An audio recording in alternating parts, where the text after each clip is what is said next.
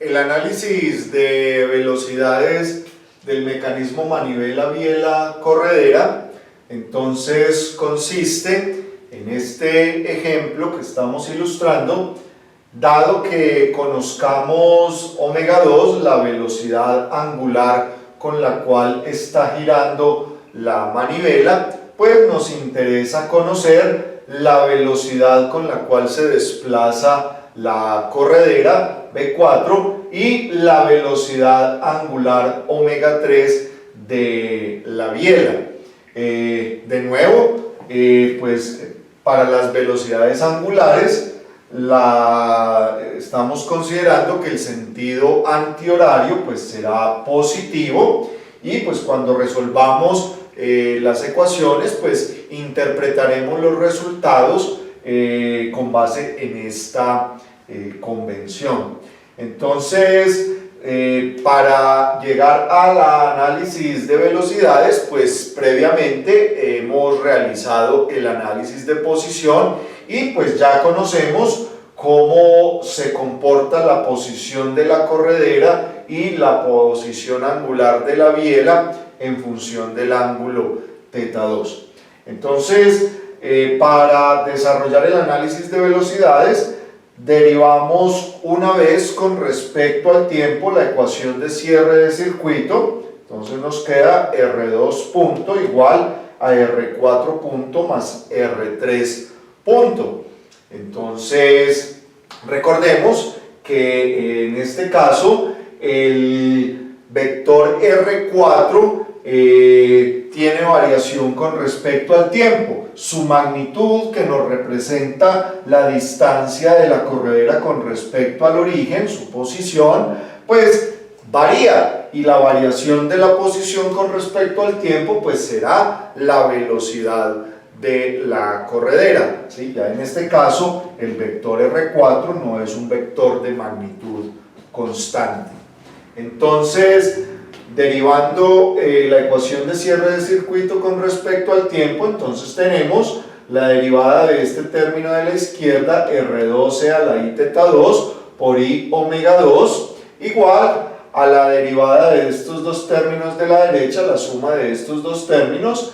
La derivada de la posición R4 pues será la velocidad de la corredera, B sub 4, más la derivada de este término R3 e a la I θ3 por I omega 3. Entonces, igualando componente imaginaria de ambos lados de esta ecuación, pues podremos obtener la expresión para omega 3. Recordemos que esta unidad imaginaria que aparece en estas derivadas pues hace que el coseno del correspondiente ángulo pues se convierta o pase a ser la parte imaginaria. Entonces tenemos que la componente imaginaria de este lado izquierdo será R2 omega 2 por el coseno de θ2. Esta velocidad pues solo tiene componente real, siempre está dirigida en este caso a lo largo del eje horizontal, y la componente imaginaria de este término pues es R3 omega 3 coseno de θ3. Entonces aquí directamente podemos despejar la expresión para la velocidad angular de la biela omega 3. Será R2 omega 2 coseno de θ2 dividido R3 coseno de θ3. De nuevo, pues aquí en la obtención de la expresión para la velocidad angular, pues vemos la ventaja de la representación mediante números complejos de los vectores en el plano, porque pues directamente igualando simplemente estas componentes podemos obtener esa expresión, que pues si deriváramos la expresión que obtuvimos en el análisis de posición para θ3, pues el procedimiento algebraico sería mucho más engorroso. Entonces aquí en el análisis de velocidades es donde se hace evidente la conveniencia de utilizar la representación en números complejos, mediante números complejos de los vectores en el plano. De nuevo, pues recordemos cuando grafiquemos esta expresión en función de teta 2, pues se supone que ya previamente hemos evaluado teta 3 para el correspondiente teta 2, omega 2 pues esa es la velocidad angular de entrada, que es un parámetro conocido. Entonces los signos que obtengamos para esta expresión pues los interpretamos con respecto a la convención de signos que estemos utilizando para el sentido de giro. Entonces, en este ejemplo, antihorario será positivo, horario será negativo.